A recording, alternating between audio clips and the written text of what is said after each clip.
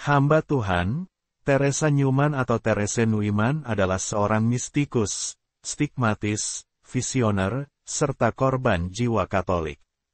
Teresa seorang penganut Katolik yang kuat di akhir abad ke-20, yang banyak menerima karunia ajaib dari Tuhan kita. Teresa adalah anggota Ordo ketiga Santo Fransiskus, terlahir dari satu keluarga yang sangat miskin dan sangat Katolik, di Konnersreuth, Jerman. Salah satu karunia supranatural yang luar biasa yang diterima Teresa Newman, adalah karunia memahami bahasa asing dan kuno. Karunia luar biasa untuk memahami bahasa asing, terutama bahasa Alkitab kuno, seperti yang telah diberikan Tuhan kepada banyak orang kudus, terutama para mistikus.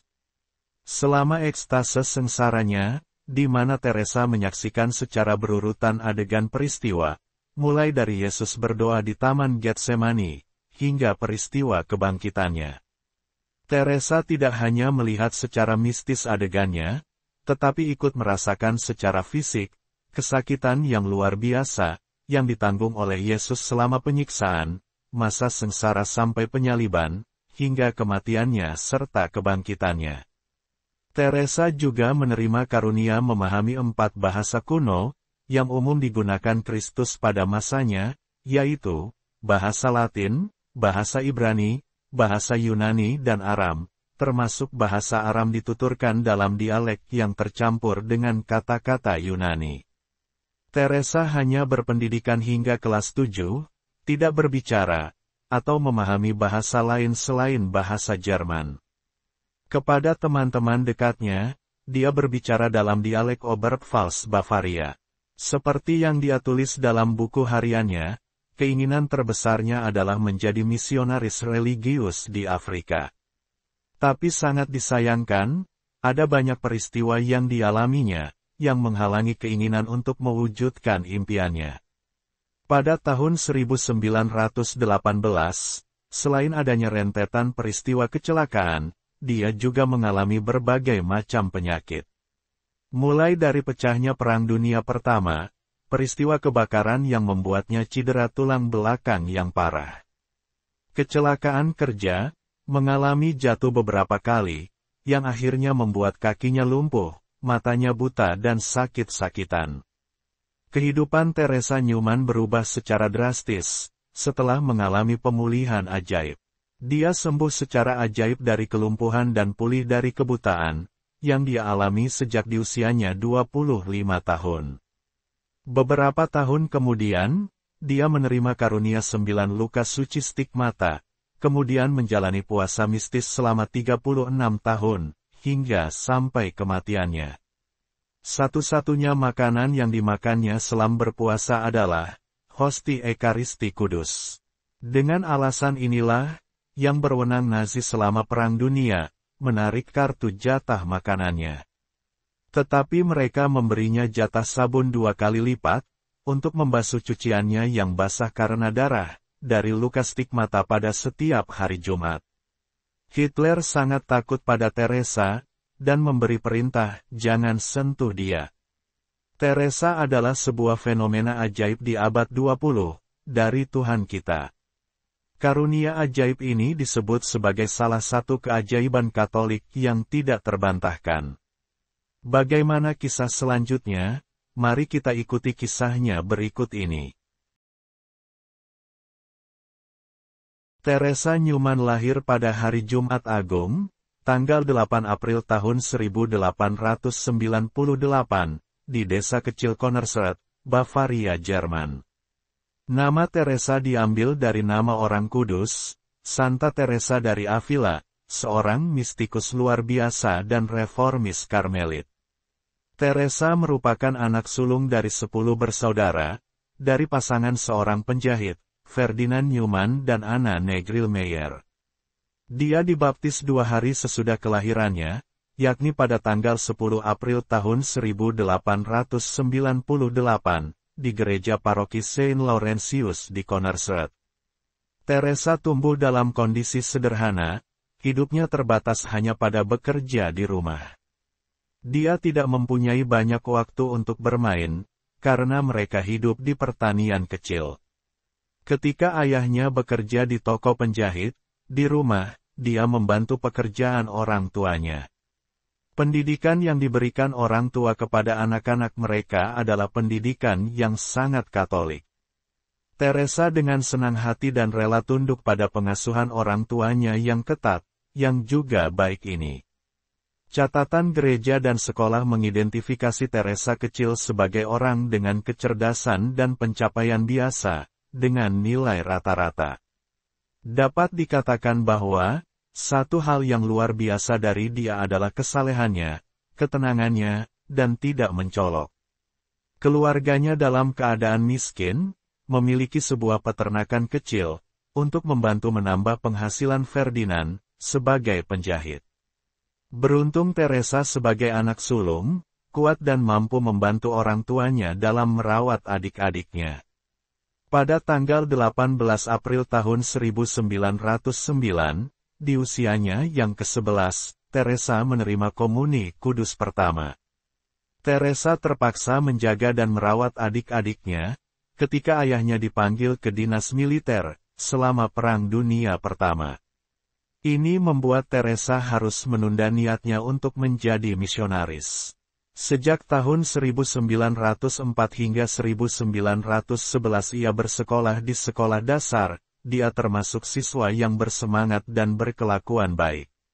Dalam sertifikat kelulusan sekolahnya, dia menerima nilai bagus hingga sangat bagus untuk mata pelajaran studi agama, studi umum, membaca, aritmatika, esai, dan tulisan yang indah. Karena kemiskinan, situasi ini memaksa anak-anak untuk membantu mencari nafkah keluarga di usia dini. Pada tahun 1912, di usia 14 tahun, ia bekerja sebagai pembantu di sebuah perkebunan besar, dan di Kastil Valkenveld pada sore hari, di Konnersreuth. Karena tugas dan kesibukannya, dari tahun 1911 hingga 1914, dia hanya bisa ke gereja menghadiri sekolah minggu saja. Selain membiayai untuk keluarganya, dari penghasilan pekerjaannya dia juga menyisihkannya untuk ditabung. Selain bekerja di pertanian besar dia juga bekerja menjadi pelayan, di sebuah penginapan desa. Teresa bekerja sebagai petani di siang hari, dan bekerja di kedai minuman dan ruang dansa penginapan, di malam hari. Dia selalu menganggap dirinya mampu bahkan lebih kuat dari kebanyakan pria, dalam melakukan pekerjaan berat. Dia berujar bahwa sementara dia melakukan pekerjaan seorang pria, dia juga memiliki nafsu makan seorang pria. Pada saat itu Teresa memang makan lebih banyak daripada rata-rata pria. Impian terbesar Teresa adalah menjadi seorang suster misionaris, dan dia sangat berharap bahwa dia akan dikirim ke Afrika. Pada tanggal 2 Februari 1912, setelah menyelesaikan sekolah dasarnya, Teresa mengontak suster-suster misionaris Benediktin di Tutzing, di Danau Starnberg. Untuk masuk di sana dia diharuskan membayar uang mahar. Pada tahun 1914, pecahlah Perang Dunia Pertama, ayahnya Newman direkrut ke dinas militer.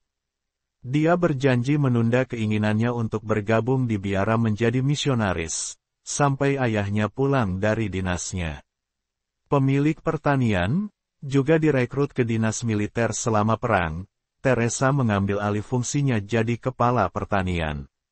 Saat Teresa berusia 16 tahun, dia tertarik pada biografi Theresia Lisieux. Dia menghormatinya dan berdoa untuk beatifikasinya. Pada hari Minggu tanggal 10 Maret tahun 1918, sebuah peristiwa mengerikan yang berdampak besar terjadi dalam hidupnya. Sebuah kebakaran hebat terjadi di sebuah bangunan pandai besi di Konnersreuth, berdekatan dengan tempat dia bekerja. Karena api sudah menyebar ke bangunan majikannya, dia pun ikut membantu pemadaman di sana. Dia berdiri di bangku dan memberikan ember pemadam ke loteng gudang. Setelah 2 jam mengangkat ember, dia terkilir pada tulang belakangnya. Teresa merasakan sakit yang menusuk mengalir di punggungnya, dia hanya bisa membungkuk. Pada awalnya semua orang tidak menyadari betapa buruknya kecelakaan itu. Pada saat itu dia tetap saja melanjutkan pekerjaannya. Ketika pada April tahun 1918,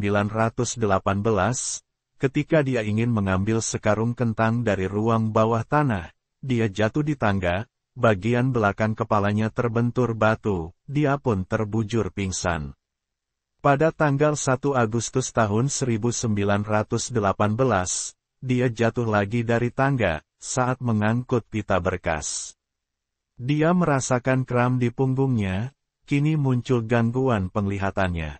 Untuk sementara, dia terpaksa harus istirahat di tempat tidur. Pada hari sebelum festival konsekrasi gereja, pada tanggal 22 Oktober tahun 1918, di mana ada banyak hal yang harus dipersiapkan di Nemanja, dia kembali jatuh dari gudang ke tanah. Akibatnya, penglihatan dan kemampuan berjalannya berkurang, kekuatan fisiknya benar-benar menurun jauh. Dia sekarang benar-benar lumpuh dan terbaring di tempat tidur. Dia mengalami kram yang menyakitkan, peradangan saraf, indera perabanya menurun drastis. Dia kini sepenuhnya bergantung pada bantuan keluarganya. Pada Maret tahun 1919, dia menderita kram di tubuhnya saat duduk di kursi. Dia jatuh dari kursi, kepalanya terbentur lagi, dan tidak sadarkan diri selama beberapa hari. Ketika dia sadar, matanya menjadi buta, beberapa saat kemudian dia juga menderita tuli sementara. Keadaan Teresa kini benar-benar sudah tidak berdaya. Sejak kecelakaan pertama tahun 1918, Teresa telah menderita gangguan gizi. Ketika penyakit tenggorokan yang parah terjadi pada Natal 1922, dia tidak bisa lagi makan makanan padat, tapi hanya memakan dalam bentuk bubur dan teh. Kecelakaan serta penyakit yang mengerikan datang beruntun mengikutinya ini, menjadi penghalang untuk mewujudkan panggilan religiusnya, dan menghancurkan mimpinya tentang kerasulan misionaris di Afrika. Setelah 4 tahun menderita kelumpuhan dan kebutaan, hari yang sangat menggembirakan akan segera tiba bagi Teresa. Pada Minggu, tanggal 29 April tahun 1923, adalah hari yang dijadwalkan untuk upacara beatifikasi biarawati Karmelit, Teresia Lisieux, yang telah berjanji sebelum kematiannya, untuk membiarkan hujan mawar jatuh dari surga. Di kamar tidur Teresa, bunga-bunga ditata untuk menghiasi gambar Teresia si bunga kecil, bunga yang diterima Teresa dari ayahnya. Beberapa hari sebelum dia memulai novena, sebagai persiapan spiritual untuk hari di mana si bunga kecil akan secara resmi menjadi orang pilihan, di antara yang dibeatifikasi. Ketika hari beatifikasi tiba, dan ketika upacara di Santo Petrus di Roma hampir berakhir, Teresia dari Lisieux yang baru dibeatifikasi, menghujani buket mawar pada penderitanya yang setia. Pada saat beatifikasi ini, Teresa menerima keajaiban yang pertama dari Beata Teresia Lisieux. Dia menerima kesembuhan, penglihatannya benar-benar kembali pulih. Pada tanggal 17 Mei tahun 1925, ketika Teresia dari Lisieux dikanonisasi, dan secara resmi diakui sebagai orang suci Gereja Katolik, Teresa Newman mendengar suaranya. Mukjizat penyembuhan terjadi di hadapan Pastor Nabar, pastor paroki Saint Lawrence di Connersreuth, yang telah menjadi pembimbing rohani Teresa selama 9 tahun, menceritakan kesaksiannya sebagai berikut. Teresa menggambarkan bahwa dia melihat cahaya yang besar, dan mendengar suara yang sangat manis bertanya, apakah dia tidak ingin sembuh? Jawaban mengejutkan Teresa adalah, dia mengatakan bahwa, disembuhkan, atau tetap sakit, atau bahkan mati, semuanya itu baik, asalkan kehendak Allah digenapi. Suara misterius itu memberitahunya lagi, bahwa dia akan memiliki kegembiraan darinya, tetapi dia masih harus sangat menderita. Saat Santa Teresia dari Lisieux berbicara, seolah-olah ada dua tangan yang kuat mengangkat Teresia dari tempat tidurnya, dan setelah lumpuh selama 6,5 tahun, kini didapati dirinya benar-benar sembuh. Dia tidak hanya sembuh dari kelumpuhan, tetapi juga sembuh luka baring, yang menganga di tubuhnya. Menurut laporan medis, beberapa luka menganga itu cukup dalam, hingga tulangnya terlihat. Dalam hitungan detik, luka itu benar-benar sembuh dan ditutupi dengan lapisan kulit baru. Dan hari ini, Teresa telah menerima keajaiban kedua, perantaraan Santa Teresia dari Lisieux. Pada tanggal 13 November tahun 1925, ketika Teresa kembali sakit parah, dengan serangan akut radang usus buntu, yang mana dokternya memerintahkan agar dia segera dibawa ke rumah sakit. Ketika persiapan untuk pergi ke rumah sakit, Santa Teresia Lisieux kembali menampakkan diri kepadanya, dan memberinya obat, seketika itu juga dia sembuh. Rahmat yang luar biasa ini mengilhami dalam diri Teresa Newman. Kepercayaan dan keyakinan yang mendalam dan paling mendalam kepada Tuhan, pertolongan Tuhan pasti segera datang pada saat yang tepat, pada saat sangat diperlukan. Dan kini Teresa telah menerima kesembuhan ajaib dengan perantaraan Santa Teresia dari Lisieux, untuk yang ketiga kalinya. Dia pulih secara ajaib dari kebutaannya, infeksi di kakinya lesi vertebralis, kelumpuhan dan luka supuratif pada punggung, radang usus buntu, pneumonia ganda dan stroke, yang membuat semua para saksi yang melihat mengatakan, bahwa itulah mukjizat. Pada pagi hari Jumat pertama Prapaskah, tanggal 5 Maret tahun 1926, Teresa merasa lemas, dia pun beristirahat di tempat tidurnya. Kala sendirian di kamar tidurnya, dalam kondisi setengah sadar, dia mengalami ekstase ilahi.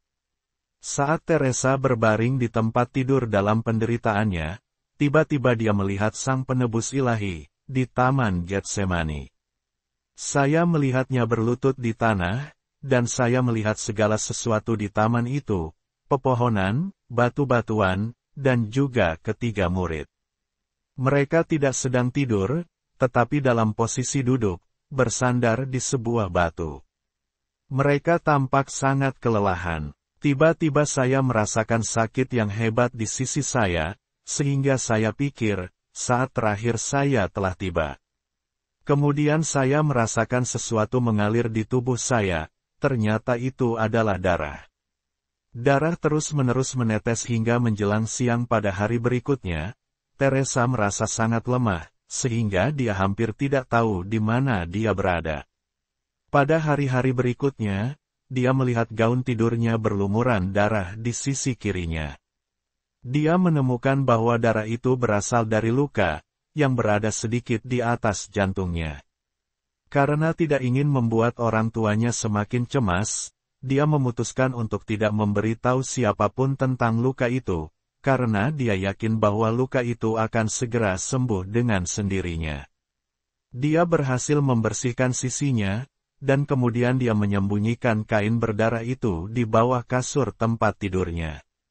Luka itu, sekitar 4 cm di atas jantungnya, ini adalah stigmata pertamanya. Luka ini merupakan tempat tombak Longinus ditusukkan, menembus tubuh suci Yesus. Luka itu berbentuk lonjong, panjangnya sekitar 3,5 cm dan lebarnya 0,5 cm. Pada malam Kamis kedua Prapaskah, hingga Jumat kedua Prapaskah, tanggal 12 Maret tahun 1926, tubuh Teresa lemas lagi dan mulai merasakan sakit, sekali lagi dia terbaring di tempat tidur di kamarnya. Selama dini hari Jumat pagi, dia terpesona dalam sebuah penglihatannya. Teresa melihat Sang Juru Selamat, pertama-tama di Taman Zaitun, dan kemudian di tiang cambuk, dan luka di sisi badan Teresa kembali mengeluarkan darah lagi. Dalam keterbatasannya dia tidak mengerti apa arti dari semua karunia ini. Pada Jumat kedua Prapaskah inilah dia menceritakan kepada saudara perempuannya Crescentia, tentang luka di atas hatinya. Pada hari Jumat ketiga Prapaskah, tanggal 19 Maret tahun 1926 dalam ekstasenya, dia melihat Kristus di Getsemani, dan ketika dia dimahkotai dengan duri, luka sampingnya mulai berdarah sekali lagi. Ini sekali lagi membuat Teresa dan saudaranya khawatir, tak satu pun dari mereka mengerti pentingnya luka itu. Ketika mengetahui hal ini, ibunya hanya berpikir itu adalah hal yang biasa, karena Teresa sendiri tidak terlalu memikirkannya. Bagaimanapun, Teresa adalah seorang wanita dewasa, 2 minggu lagi dia memasuki usianya yang ke-28 tahun. Pada Jumat Sengsara, sebelum Pekan Suci, tanggal 26 Maret tahun 1926, dia melihat juru selamat membawa kayu salib dan jatuh ke bawah, karena beratnya. Luka di sisinya berdarah lagi saat ini, kemudian muncul luka terbuka di punggung tangan kirinya. Luka baru ini tidak bisa lagi disembunyikannya, bersama luka yang sudah ada di atas jantungnya, kini semua luka mulai mengucurkan darah cukup deras. Meskipun akhirnya, ayahnya berhasil mencari cara untuk meredakan pendarahannya. Pada malam Kamis Putih, tanggal 1 April tahun 1926, Teresa mengalami penglihatan sengsara Tuhan kita secara lengkap. Dia melihat mulai dari Taman Getsemani hingga kematiannya di kayu salib, dimulai sekitar tengah malam pada Kamis Putih, dan berakhir dengan kematian juru selamat kita di kayu salib pada pukul 3 sore, pada Jumat Agung sore. Teresa selama jam-jam itu, merasakan siksaan yang luar biasa, lukanya kini bertambah di tangan dan kakinya, dan semuanya benar-benar menembus, darah mengalir deras, begitu juga yang terjadi dari matanya, darah menggelinding di kedua pipi dan terkumpul di tenggorokan dan dadanya. Keluarga melihat Teresa sangat menderita, dan dalam kondisi luar biasa menyedihkan. Selama berjam-jam penderitaannya bertambah berat, akhirnya mereka menyadari bahwa mereka menyaksikan sesuatu yang berasal dari Ilahi. Pastor Naber bermaksud untuk mengurapi Teresa, memberinya sakramen unction ekstrim, atau ritus terakhir gereja, tetapi pada pukul 3 sore itu, rasa sakit yang terus meningkat dan menyiksa mencapai klimaks, perjuangan kematian terakhir. Kemudian tiba-tiba, semuanya berakhir, dan Teresa jatuh lemas seperti tak bernyawa, kembali ke bantalnya, kelelahan, bahkan melebihi kekuatannya. Beberapa jam kemudian, Teresa berangsur-angsur kembali tenang dan normal. Setelah dia dimandikan, Pastor Naber dengan hati-hati mengamati bahwa Teresa menanggung luka bulat dan terbuka, di mana darah jernih mengalir dari punggung kedua tangan, dan dari punggung kedua kakinya, serta luka di sampingnya. Semua luka-luka itu menyebabkan rasa sakit yang hebat. Pada puncak Pekan Suci, di jam-jam pagi, hari Minggu Paskah di tahun 1926, Teresa mendapat penglihatan lainnya yang menggembirakan, di mana dia melihat Kristus yang bangkit, mengenakan pakaian putih. Sejak saat ini dan seterusnya, penderitaan sengsara Tuhan kita akan dialami oleh Teresa setiap minggu, biasanya dimulai pada Kamis malam, berlangsung hingga Jumat siang. Pada hari Jumat, tanggal 5 November tahun 1926, Teresa menerima 9 luka di kepalanya, berasal dari pemasangan mahkota duri, berikut luka di bahu dan punggungnya. Sejak saat itu, luka dari mahkota duri memaksanya untuk mengenakan kain kepala, untuk menutupinya. Dengan demikian stigmata pada tubuh Therese Neumann menjadi lengkap, ini termasuk luka di atas jantungnya, luka tembus di kedua tangan dan di kedua kakinya, 9 luka duri di kepalanya, serta luka di bahu dan punggungnya. Tidak ada satupun luka yang pernah hilang, semua luka suci itu tidak pernah sembuh, dan masih terpatri di tubuhnya hingga pada saat kematiannya. Teresa melakukan puasa mistik selama 36 tahun terakhir hidupnya, Semua ini dijalani di bawah pengawasan ketat dari keuskupan, dokter dan petugas medis. Hidupnya, selama 24 jam dalam 15 hari penuh tanpa jeda, diawasi secara sangat ketat.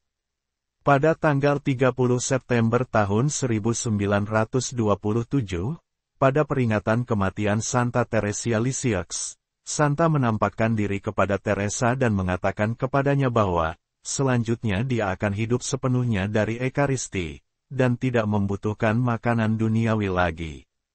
Puasa total dari makanan dan minuman ini, dilakukannya sampai pada kematiannya, tahun 1962. Puasa yang sebenarnya dimulainya sejak tahun 1922, meski bukan puasa total dan lengkap. Uskup Regensburg meminta agar Teresa berada dalam pengawasan ketat medis selama 15 hari. Tim ahli menegaskan bahwa lapar mungkin bisa ditanggung oleh seseorang, bahkan lebih lama dari itu, tetapi tidak mengkonsumsi cairan dalam 2 minggu. Itu sangat tidak mungkin.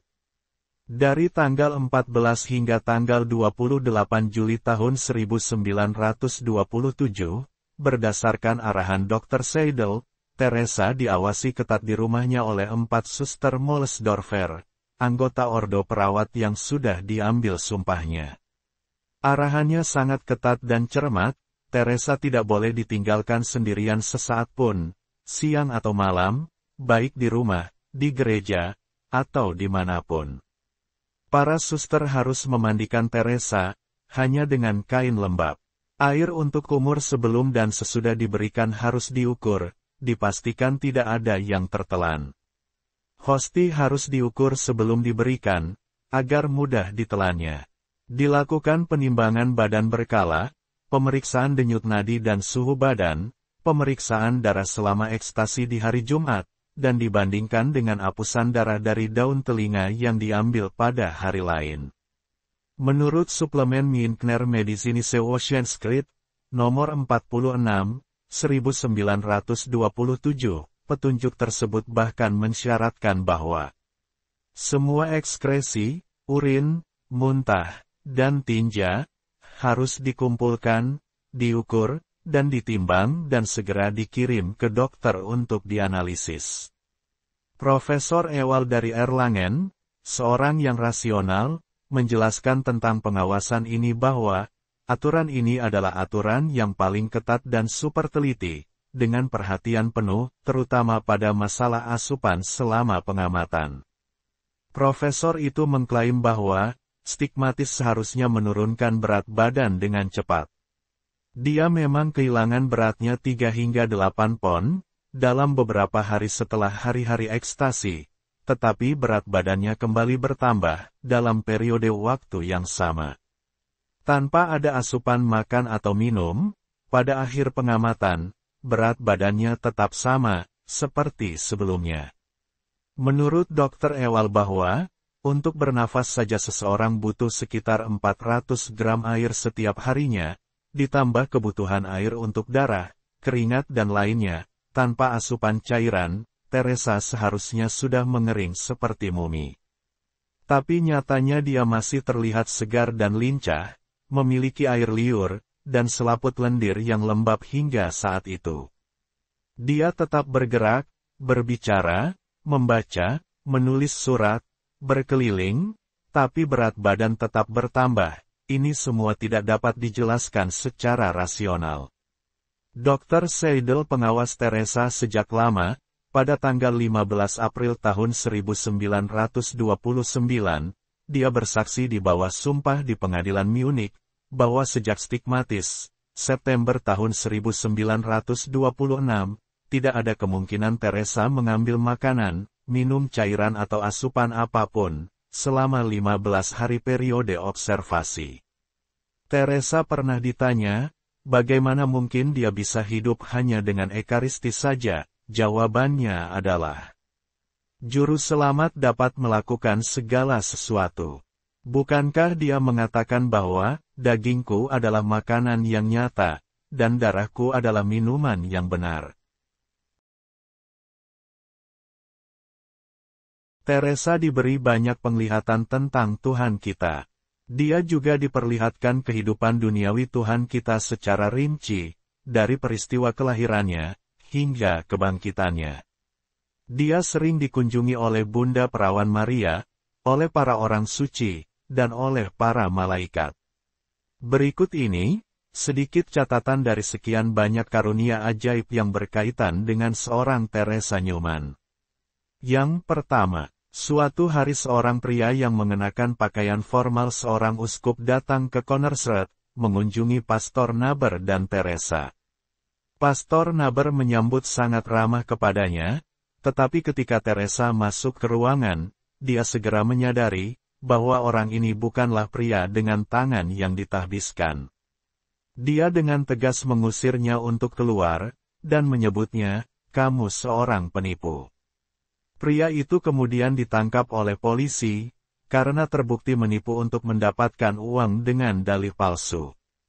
Yang kedua, Teresa menjelaskan bahwa, dia dapat mengenali imam yang ditahbiskan dengan tangan yang ditahbiskan. Kadang-kadang, terutama selama Perang Dunia II, para imam datang berpakaian seperti orang awam, tapi Teresa segera mengenali dan menyapa mereka, dengan mengatakan, "Halo Bapak." Yang ketiga, dia juga dapat membedakan antara hosti yang dikuduskan dengan yang tidak ditahbiskan.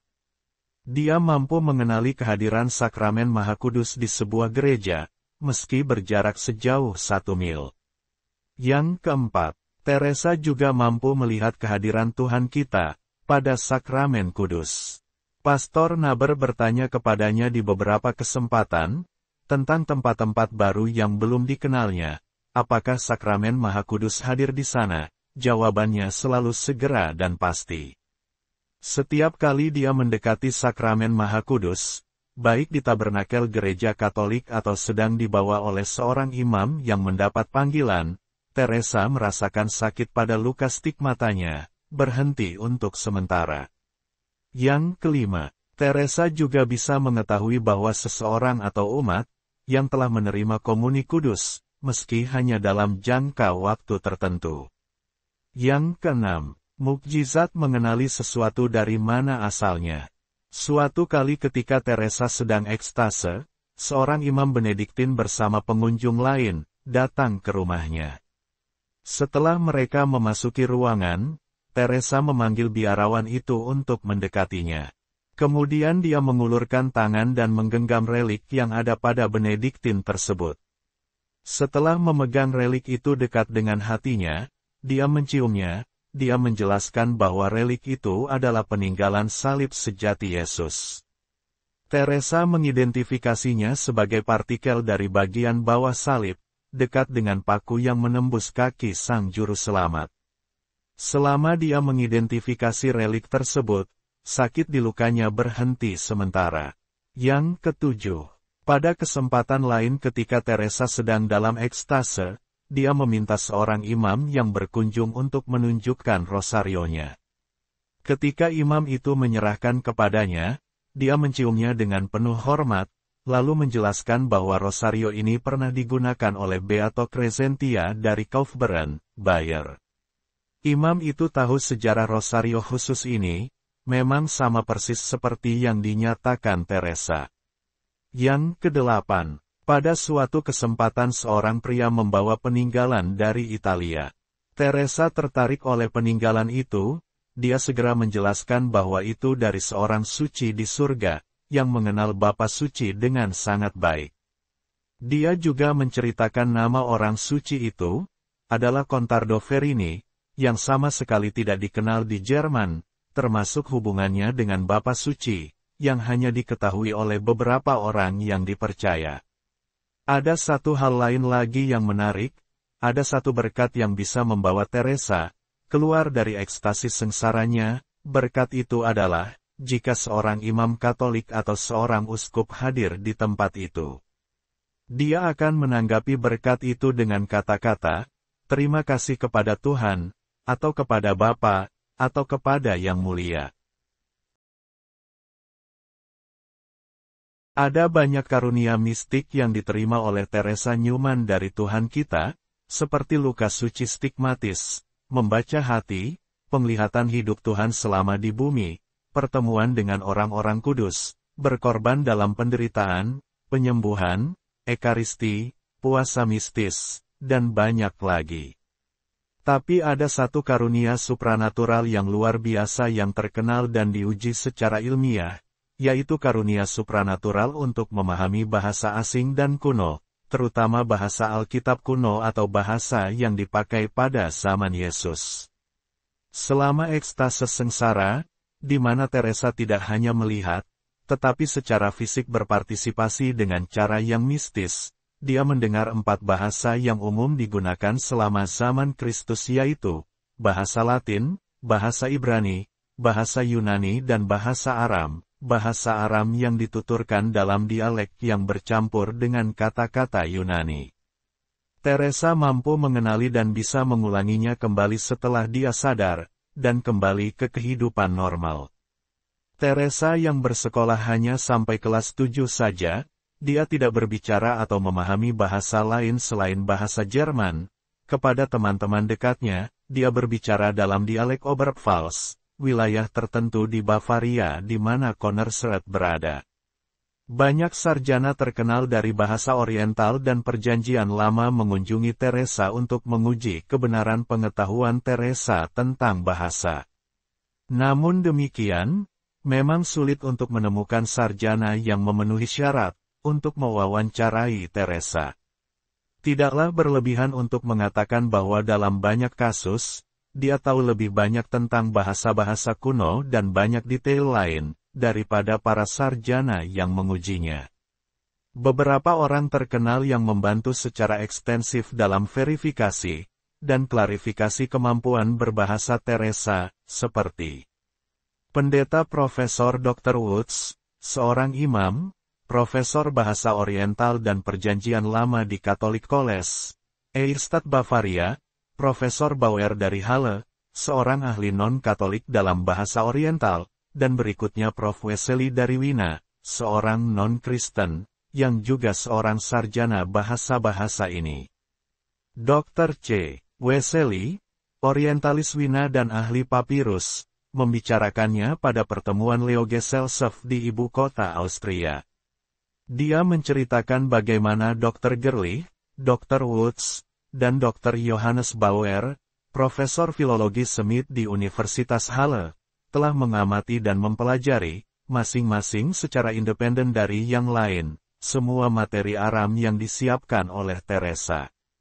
Para sarjana terkenal ini akhirnya sampai pada kesimpulan, dengan tegas mereka menyatakan bahwa, pengetahuan Teresa tentang bahasa-bahasa ini benar-benar sempurna, tidak diragukan lagi, dan bahwa tidak mungkin pengetahuannya itu palsu, atau bersumber dari kekuatan sugesti apapun. Dr. Profesor Wesley menyatakan bahwa, pengetahuan Teresa Newman tentang bahasa Kristus itu sendiri, adalah mukjizat tersendiri. Saya kagum dengan pengetahuannya tentang bahasa Aram khususnya. Ini adalah sesuatu yang tidak pernah terdengar dan tak terbayangkan. Dalam penglihatannya tentang orang-orang kudus, Teresa juga mampu memahami banyak bahasa lainnya yang berbeda.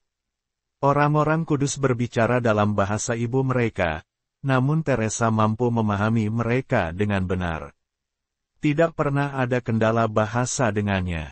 Dia selalu mengerti dan mampu mengulangi apa yang dikatakan, terlepas dari apakah orang-orang kudus itu orang Eropa, orang Asia, orang Afrika atau orang dari negara manapun. Bahkan, Teresa mengalami ratusan penglihatan tentang orang-orang kudus selama tahun-tahun itu. Pada tanggal 10 Agustus saat pesta Santo Lawrence berbicara kepadanya dalam bahasa Latin. Pada hari raya Santo Yohanes Penginjil, dia mendengar Santo Yohanes berbicara dalam bahasa Yunani. Ketika Santa Teresia dari Lisieux menampakkan diri kepadanya, dia berbicara dalam dialek Prancis yang digunakan di Pyrenees. Begitu juga Santo Franciscus de Sales, yang juga berbicara kepadanya dalam bahasa Prancis, sementara Santo Antonius dari Padua, yang lahir di Lisbon berbicara kepadanya dalam bahasa Portugis.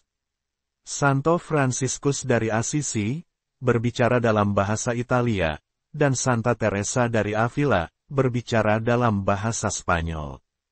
Dalam kasus orang-orang kudus Jerman, Teresa biasanya mudah untuk memahaminya, tetapi kenyataannya adalah bahwa dia kemudian berbicara dengan aksen Jerman yang tidak biasa ucapannya, dia tetap bisa mengulanginya dengan sempurna.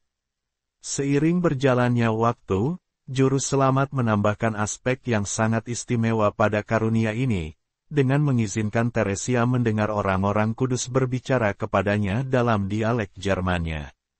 Ini juga pernah terjadi pada hari Minggu Pentakosta, tahun 1928, ketika dia ditempatkan di Roma, dia mendengar Santo Petrus memberikan khotbah dalam bahasa Jerman yang sangat baik. Setelah salah satu penglihatan ini, Teresa diingatkan bahwa kitab suci memberitahu kita, bahwa semua orang yang hadir pada Pentakosta pertama, mereka mendengarkan khotbah Santo Petrus dalam bahasa ibu mereka masing-masing.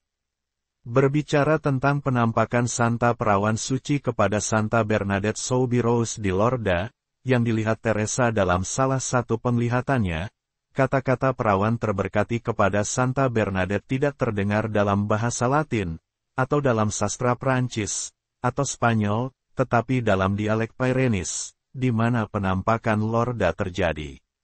Bunda Maria berkata, "Je suis la conceptione immaculada."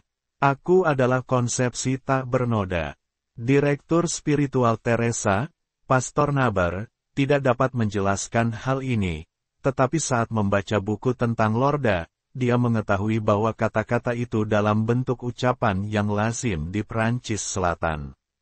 Buku itu memberikan kalimat persis seperti yang didengar Teresa.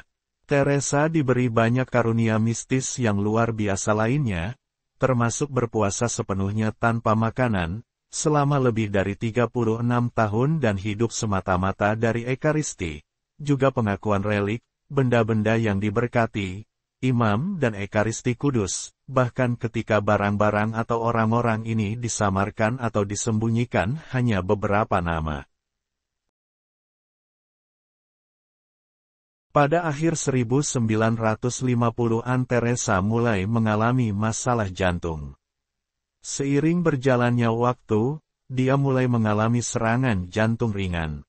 Pada tanggal 15 September tahun 1962, dia diserang oleh infak miokard, di mana aliran darah ke otot jantung terhambat, biasanya akibat penyumbatan.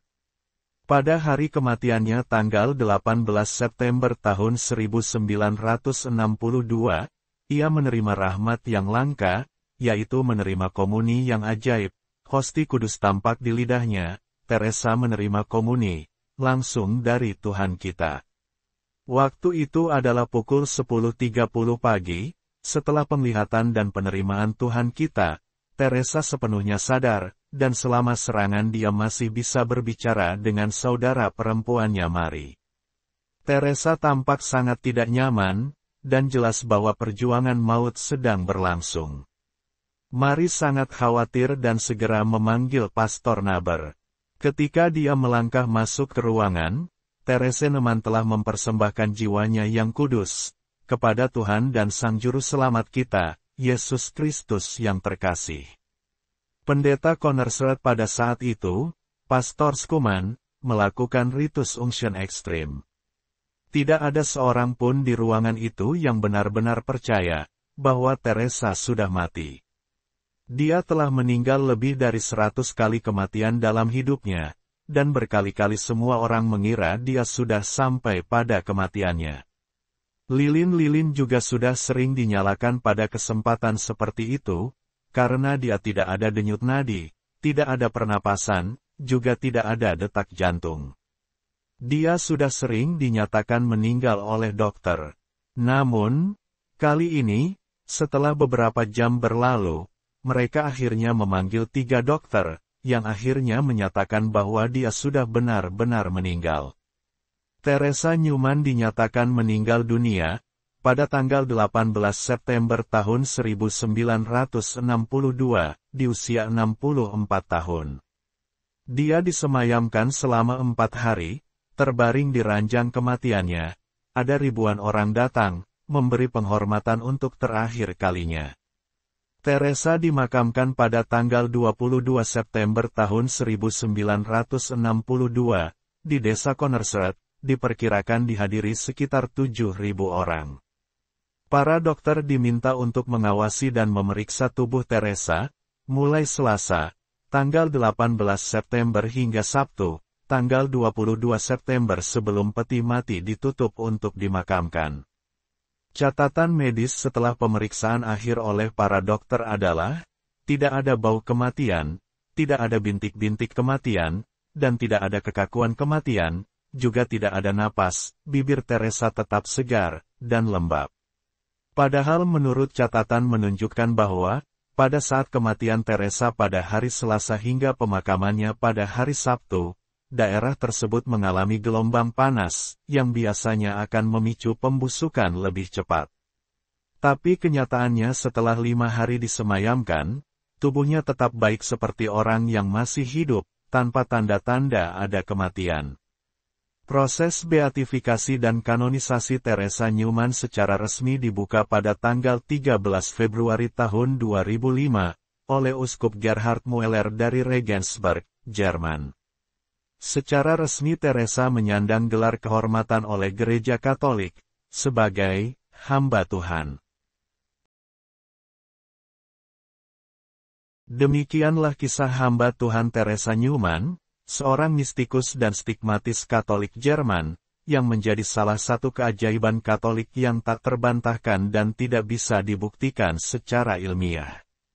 Karunia ajaib Tuhan yang terbukti ada dan bisa disaksikan banyak orang, serta yang diakui keberadaannya hingga saat ini. Karunia stigmata, karunia membaca jiwa, karunia penglihatan yang luar biasa, karunia berbahasa kuno, yang telah diuji oleh banyak ahli.